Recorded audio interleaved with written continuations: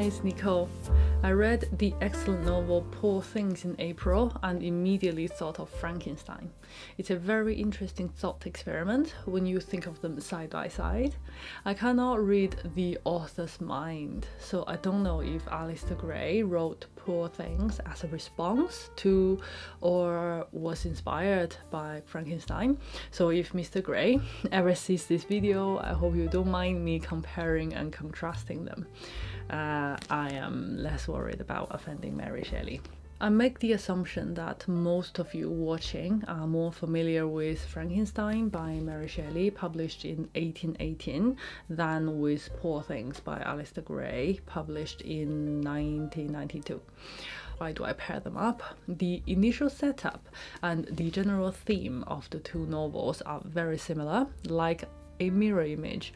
They both start with the creation of a human being-like creature made through unconventional science by human hands. The rest of each story is about the creature's development in response to their interaction with society. One ends in tragedy, the other turns out to be mostly a comedy. To go further, I think you can also read Poor Things as a possible sequel to Frankenstein, which is even more fascinating. We'll get there in a bit. First of all, to make sure we start on the same page, let me give you a brief summary of both stories. In terms of spoilers, I presume you all know what Frankenstein is about, roughly. Poor Things is not a novel that can be spoiled by knowing the plot, so I will tell you some bits of the story, but I think it will make you want to read it more. I hope anyway. So Frankenstein starts with a young scientist, Victor Frankenstein, who puts together and brings to life a creature. This is not how I imagine he looks like. But anyway, it's set loose into human society. It craves love and friendship, but cannot get it. It turns bitter towards humans and its creator and causes much chaos and destruction. And a lot of it is about their relationship. The creature is never given a name. Frankenstein calls it demon most of the time. And Poor Things starts with a scientist, again called Godwin Baxter, who brings a woman who committed suicide back to life. In the words of the introduction, in the final week of February 1881, this is set in Victorian era at 18 Park Circus, Glasgow, a surgical genius used human remains to create a 25-year-old woman. The introduction itself is fascinating. I talked about this in my April wrap-up. Godwin Baxter takes this woman into his home, gives her a name, and then after a short period of time, Bella Baxter is also set loose into the world and causes much chaos. I reckon you already spot the first major difference between Poor Things and Frankenstein. Frankenstein's demon doesn't have a name.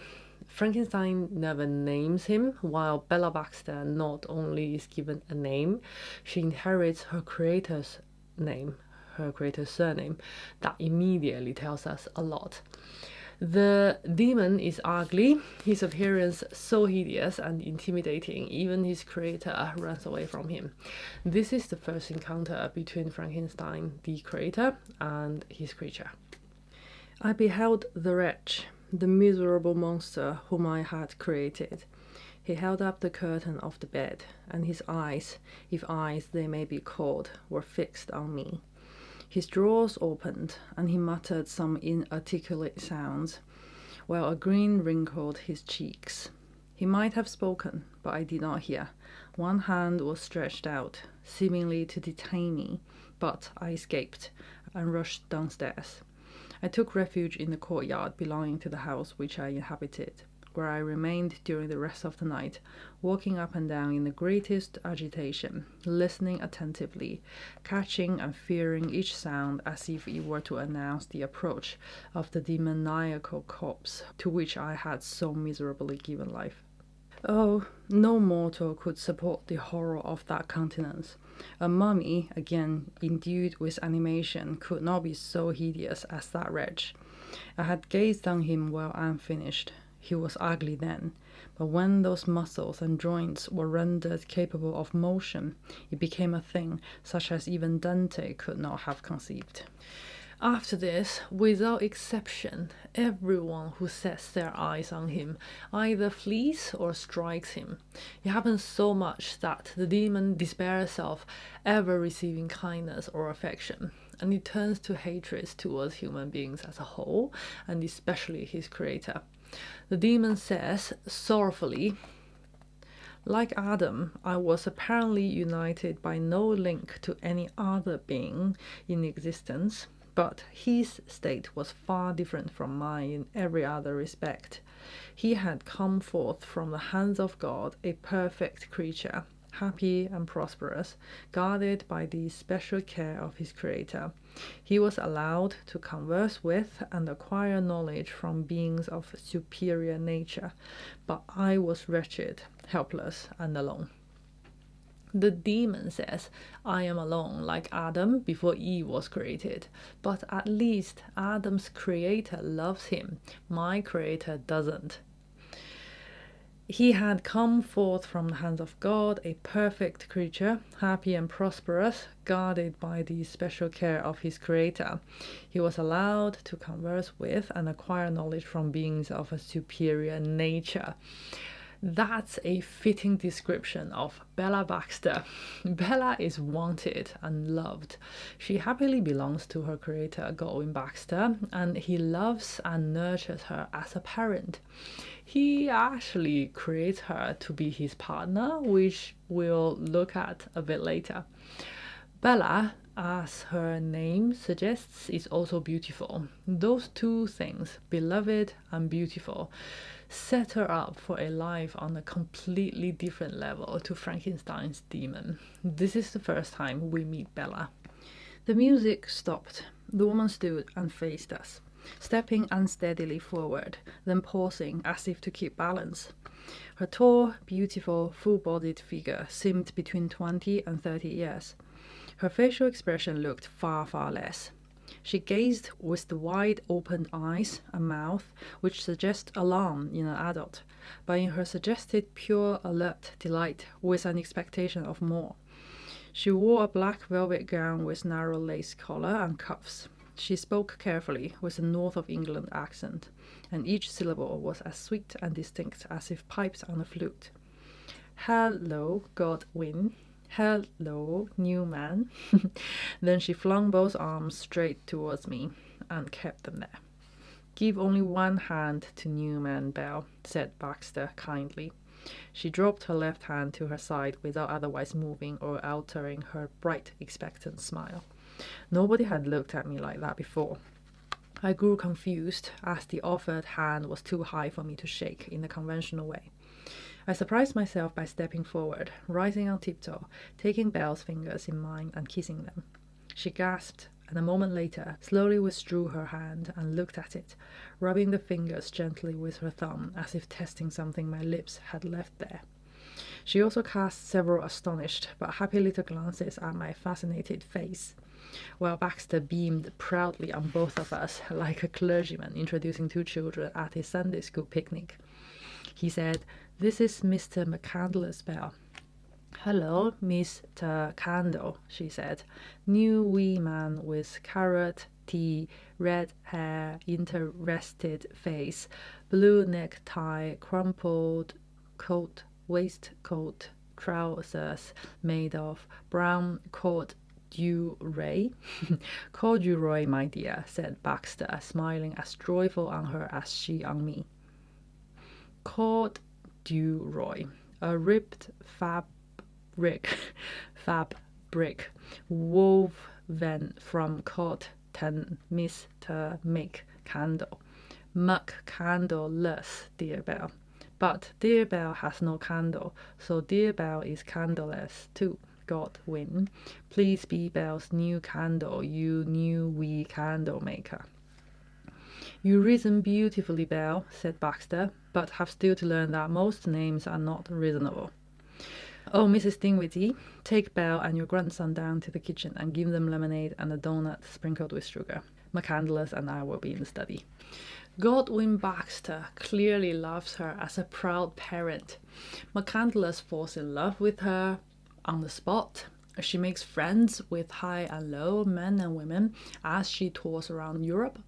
In terms of getting into human society, she's the complete opposite of Frankenstein's demon. I'm guessing the mind of Alastair Gray again. It's almost like the author thinks, I wonder if we have a creature that's the opposite of Frankenstein's demon, who's beautiful and loved, how would they fare in the world? The author explores this wonderfully. He had come from the hands of God, a perfect creature. Bella comes forth from the hands of God because Bella's creator, Godwin Baxter, is referred to by Bella as God throughout. Firstly, that's a shortened form of his name. Secondly, his existence is literally godlike to her. I find that super clever. Even more clever, his full name is Godwin Bish Baxter. Godwin is Mary Shelley's maiden name. Bish is Percy Shelley's middle name. Is Poor Things inspired by Frankenstein? I said I can't read the author's mind, but there are too many coincidences that it seems unlikely it's not. Very soon, both Bella and the demon leave their place of birth, if you can call it that, and go out into the wild world unprepared. After that, their growth and development as they interact with human society become one of the main focuses of the novels. Human society receives them differently, one with hate, one with love. The question is, how does society form their minds and characters? How do they understand their own identity in response to their interaction with the world? Mary Shelley does something quite amazing. I wonder if she sets out to create such a complex character. In her own introduction about the origin of the story, she only talks about the sense of horror from seeing a hideous creature like that from the scientist's point of view. Much of the novel is about the inner life as well as the outer appearance of the demon, what the creature thinks and feels, especially when he sees that people are capable of love, but none is bestowed on him. The whole world shuns him unfairly. He keeps asking why. I wonder why Shelley makes the demon ugly and hideous on the outside, but beautiful and good on the inside. Is this a discussion about the origin of good and evil? The demon watches the Lacey family. The gentle manners and beauty of the cottagers greatly endeared them to me. When they were unhappy, I felt depressed. When they rejoiced, I sympathized in their joys. When they had retired to rest, if there was any moon or the night was starlight, I went into the woods and collected my own food and fuel for the cottage. When I returned, as often as it was necessary, I cleared their path from the snow and performed those offices that I had seen done by Felix. I afterwards found that these labours, performed by an invisible hand, greatly astonished them, and once or twice I heard them on these occasions utter the words, "Good spirit, wonderful," but I did not then understand the signification of these terms. My thought now became more active, and I longed to discover the motives and feelings of these lovely creatures. I was inquisitive to know why Felix appeared so miserable and Agatha so sad. I thought, foolish wretch, that it might be in my power to restore happiness to these deserving people. He feels for them, he labors for them in secret, and he wants to make them happy. He's hungry for love and companionship, and capable and quite natural at thinking and doing what's good and noble. But his plan to introduce himself to them does not go well. At that instant, the cottage door was opened, and Felix, Safi, and Agatha entered. Who can describe their horror and consternation on beholding me? Agatha fainted, and Safi, unable to attend to her friend, rushed out of the cottage. Felix darted forward and with supernatural force tore me from his father, to whose knees I clung. In a transport of fury, he dashed me to the ground and struck me violently with a stick. I could have torn him limb from limb, as the lion rends the antelope, but my heart sunk within me as with bitter sickness, and I refrained. I saw him on the point of repeating his blow, when, overcome by pain and anguish, I quitted the cottage, and in the general tumult escaped unperceived to my hovel.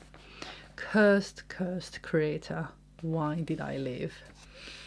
This is not the only incident when he is misunderstood and condemned. He is rejected ruthlessly again and again. The society really doesn't give the demon a chance. He commits horrible crimes later on, but he was not a monster since birth. I feel sorry for him. Bella, on the other hand, begins her journey thinking the world the most wonderful place. She talks to people and sees places of other countries, reads books and magazines, and comes across all sorts of ideas. I used to think this a very big world, but yesterday something made me doubt it. The morning was fine again. The ship was leaving Odessa at noon. I sat with Weather in the one place outside our cabin I can persuade him to go, a nook between two ventilators. He was reading a French Bible because all other books in the passengers' lounge are Russian. Luckily, he knows French, so that book and he are now inseparable. He reads some parts again and again, then stares a long time at nothing, frowning and whispering, "I see." I was reading Punch or the London Charivari, an English magazine of art and comedy. The pictures showed many kinds of people. The ugliest and most comical are Scots, Irish, foreign, poor, servants, rich folk who have been poor until very recently, small men, old unmarried women, and socialists. The socialists are ugliest, very dirty and hairy with weak chins, and seem to spend their time grumbling to other people at street corners. "What are socialists, Duncan?" I asked. "Fools who think the world should be improved." "Why? Is something wrong with it?" And every encounter changes her. She writes with childlike innocence, "God, do you read the change there is in me? I'm not quite as selfish as I was. I felt for Candle, though he is not here, and tried to comfort him. I start to fear the feeling that will grow if I think much about the little daughter I have lost. Strange how the baby-minded Wedderburn has caught this cracked and empty-headed Belle to be more feelingful for other folk. He managed it by making me his nurse when we reached Switzerland. I'll tell you how. I studied linguistics and I find their language development fascinating. There are detailed descriptions about demon as well as Bella learning the human language. "Sit on that bench, God. I am taking Candle for a walk, saunter, stroll, dawdle, trot, canter, shot, gallop, and circumambulation. Poor old God, without Bella you will grow glum, glommer, glommest, until just when you think I am forever lost, crash, bam, wallop, out I pop from behind that holly bush." She lists all the synonyms of walk and all 3 tenses of glom, playfully and triumphantly. I don't know exactly what's her mental age at this point, probably under 10. Her fast expanding brain enjoys experimenting with words. She also writes. A big part of the novel is made up of Bella's letters. The author draws our attention to the improvement of her letter writing. This is Godwin Baxter speaking. This letter is a diary written over a period of 3 months. Compare the first page with the last. He handed me 2 pages. They did astonish me, though the first, as I expected, was covered with big capital letters, cryptically grouped. It looked like this. Not sure if you can tell, if you can see. It's like that. The last page contained 40 lines of closely written words, of which a sentence caught my eye. "Tell my dear Candle that his wedding bell no longer thinks he must do all she bids." Her letters are in blank verse first, and one day she writes, "I shall not write like Shakespeare anymore. It slows me down, especially now I am trying to spell words in the long way most people do." And for the rest of the book, she writes in prose. If you're still watching, this is a completely new level of geekiness. Thanks for joining in. I love it. She starts as a kid. She thinks and behaves as a kid. She wants everyone to do what she wants. However, that last sentence in her letter, "Tell my dear Candle that his wedding bell no longer thinks he must do all she bids," shows so much change and growth in maturity, in character. She's not a kid anymore. There's kindness and weariness in that sad sentence. I was so intrigued when I read it. What happened? How has she changed? What makes a child not self-centered anymore? We find out as we read her letters. It's a wonderful journey tracing the development of a child in a full-grown woman's body who is forced to confront and take in the good and the evil of the world in weeks instead of, in the case of a normal human being, years. There's a very moving bit of the story that's illustrated by her language or highlighted by her writing. It's genius. I've never come across a book like this before. I can't tell you exactly what happened. That would be an unacceptable spoiler. I said earlier that Godwin Baxter creates Bella originally for himself. Let's look at Godwin Baxter for a moment. Godwin looks unusual and people avoid him.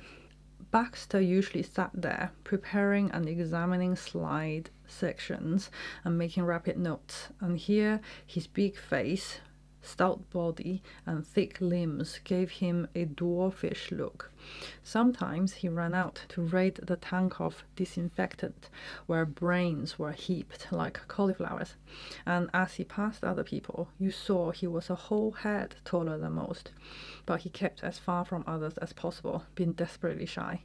Despite the ogreish body, he had the wide, hopeful eyes, snub nose, and mournful mouth of an anxious infant, with a brow corrugated by 3 deep permanent wrinkles.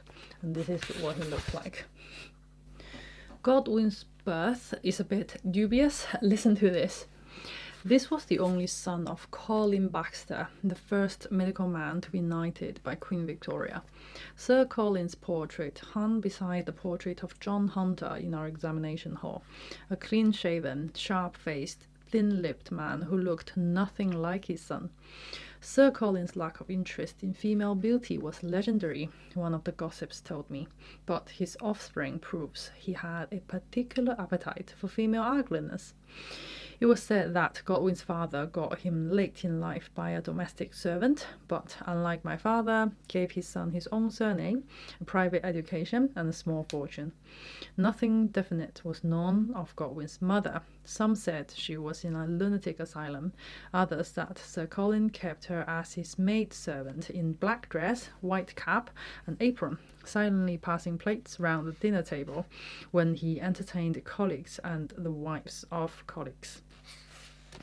He doesn't look like his father. We learn later on that his mother might be a nurse, but he has no memory of her. Did she really exist? His childhood is mysterious.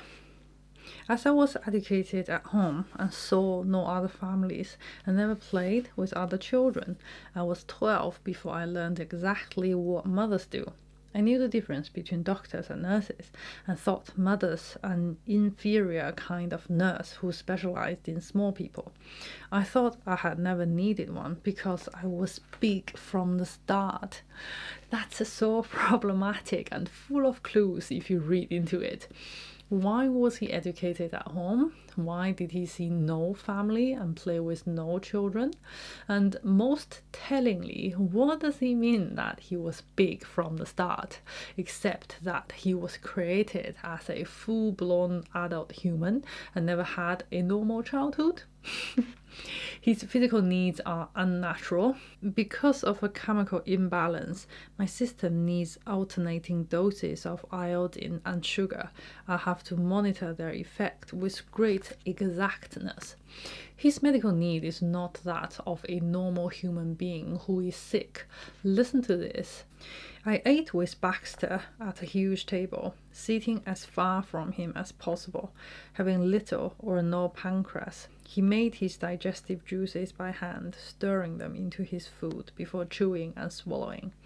When I asked about the ingredients, he evaded the question in a shamefaced way, which suggested some were extracted from his bodily wastes. The odour at his end of the table confirmed this. Behind his chair was a sideboard loaded with carboys, stoppered vials, graduated glasses, pipettes, syringes, litmus papers, thermometers, and a barometer. Also, the Bunsen burner, retort and tubing of a distillation plant. This last bubbled on low gas throughout the day. At unpredictable moments in every meal, he would stop chewing and stay absolutely still, as if listening to something remote, yet inside himself. After seconds like this, he would slowly stand, carefully carry his plate to the sideboard, and spend minutes concocting messes for addition to it. On the sideboard lay a chart where every 4 hours he recorded his pulse, respiration, and temperature, besides chemical changes in his blood and lymphatic system. One morning before breakfast, I studied it and was so disturbed that I never looked at it again. It showed daily fluctuations too irregular, sudden, and steep for even the strongest and healthiest body to survive. Times and dates, noted in Baxter's clear, tiny, childish yet firm script, showed that when talking to me the day before, his neural network had passed through the equivalent of an epileptic seizure, yet I had noticed no change in his manner. Surely all this apparatus and charting must be pretenses, ploys by which an ugly hypochondriac exaggerated his diseases in order to feel superhuman. He can't be a normal, natural human being. You'll fit that he was created by Sir Colin with unconventional science in the lab, like Frankenstein creates the demon. Imagine Frankenstein's demon who plans to go to the North Pole and kill himself there, but doesn't actually follow his plan through. He still longs for a female companion after he asked Frankenstein to create one for him but failed. What if the demon lives on, manages to learn the science that created him, and takes this opportunity to create an equal partner for himself? Then you get a perfect sequel of Godwin Baxter creating Bella. Pardon my fanciful imagination, good master Alastair Gray, if you ever watch this. There are so much more I can say, like the structure of the two novels, but I'm afraid I've already overstayed my welcome. This is such a massive video. I will leave it at that and hope you will pick it up one day. That's all for today. Thank you for watching. I'll see you in my next one.